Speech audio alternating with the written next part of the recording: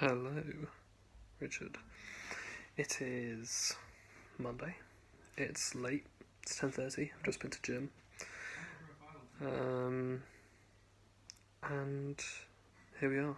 Video time. I hope that the internet works well enough to upload this in time. I can't promise, but worst comes to worst, it's like a few seconds over. I want to be able to choose. I like the kind of random pick and mix of like what is the thumbnail going to be this time, because it is random at the moment. I know you should be able to like make your own. I don't know if you've got to be a certain level of like popular on YouTube to like get to choose your own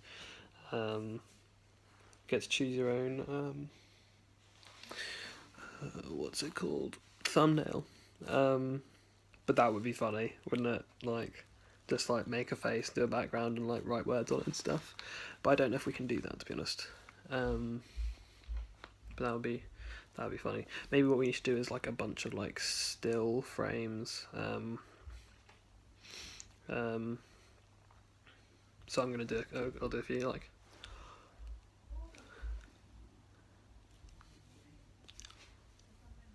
These are all to go in like as potential still frames. Like if it might randomly choose one of them as the thing, just like throw some of those in. All of this stuff. I'll tell you about. You were asking questions about the graphene speakers, and it is a bit of a buzzword, isn't it? Like, oh, let's put graphene and stuff. Like, I know what you mean. It seems like it's just like arbitrarily going and stuff because it's a buzzword and it's supposed to be better at everything. But what we're doing is, it is the membrane. It's the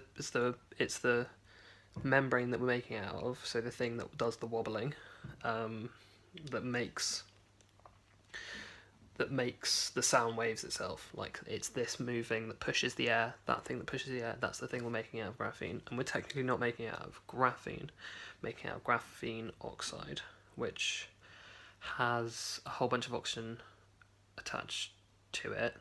And what we're actually doing is making a membrane out of graphene oxide flakes, so little like 600 nanometer across graphene oxide flakes, mixed with a polymer like PVA, like literally like PVA glue, and you mix them together and then you filter it, so that what happens is you end up with like a layer of a layer of graphene oxide flakes, then a layer of polymer, then a layer of graphene oxide flakes, then a layer of polymer, and basically it like stacks up like that in these layers. It sort of self assembles into layers.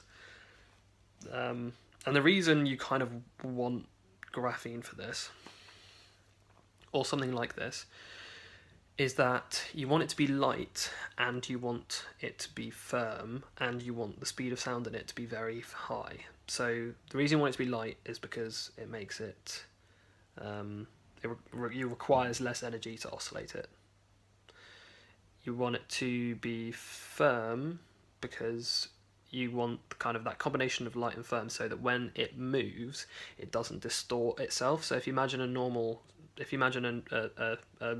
low quality speaker, what your speaker wants to do is like move perfectly firmly, and you'll get the perfect audio fidelity if it just moves back and forwards. But what happens is, because the material isn't perfect, you kind of get a this happening, like a non-music like wobble, which changes the way the music sounds in a bad way. That wobble is also affected, that you kind of end up generating like harmonics in it, which can be reduced by having the speed of sound in the material be high. And all of those things come into making a good membrane for a speaker. And I think that graphene oxide and a graphene oxide nano composite with PVA is quite a good thing to do that with.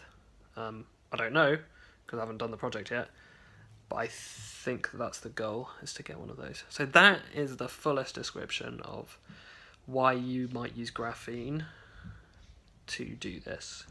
And graphene oxide isn't as expensive as graphene, and it's not because it's not a single sheet, we don't have to worry so much, because it's like graphene flakes and then mixed with PVA glue. It seems silly that you're mixing like this super high tech like graphene oxide with PVA, but it works really well actually. Apparently, I've read the patent; it's supposed to be good. Your advice was really good actually. I know that you tend to come out with good stuff. Maybe it's good for me. I don't know. You come up with good, sensible things to say to me when I am thinking of when I have some sort of issue. When I was talking about worrying about balancing all of the stuff with like going and seeing Helen. And you were just like, as far as I'm concerned, you just kind of do what you want, and you're right, as usual. And that did really help. So thanks, because yeah, I mean, like I've done 4 years of university. I know what it's like. I know what I like. I know what I want to do.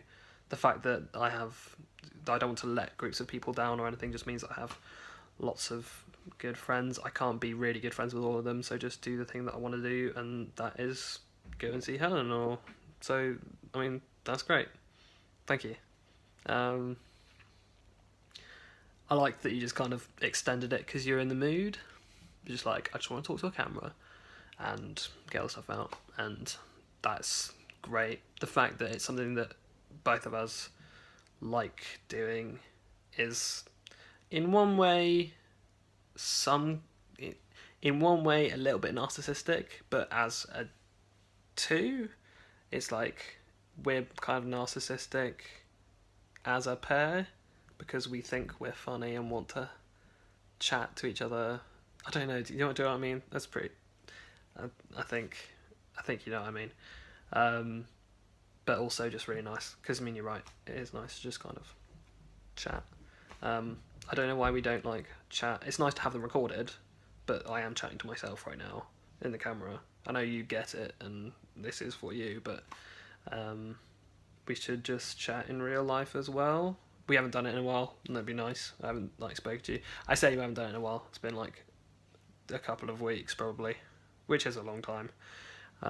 But yeah, it'd be nice to do it whilst we're both in the same country because it makes it easier for both of us. I know. I mean, I'm always busy at the moment, but I mean, like, I will find time. And the evenings are normally okay as long as I'm not at the gym. So yeah, that'd be nice.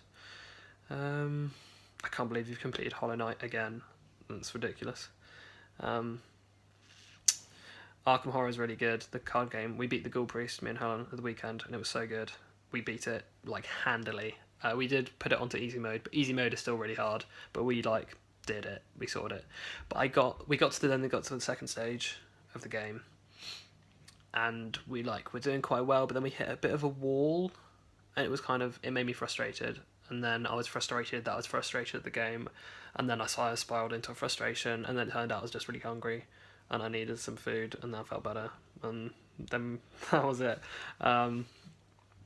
Didn't want to come back to uni, wanted to stay at Helen's Sunday evening, which I'm sure you understand, because as soon as I'm back here I just have to do a bunch of work again. But that's kind of goes with the gig of being in your master's year of university. You can't just avoid all the work. I don't know if you had jam sponge at school. This sounds like it came out of nowhere. Actually, I'm pretty sure you didn't eat that much food when you were at school, but maybe you saw it.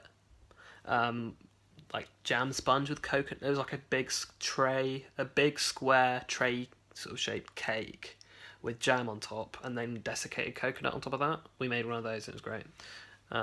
It's like a primary school food, like dessert. Anyway.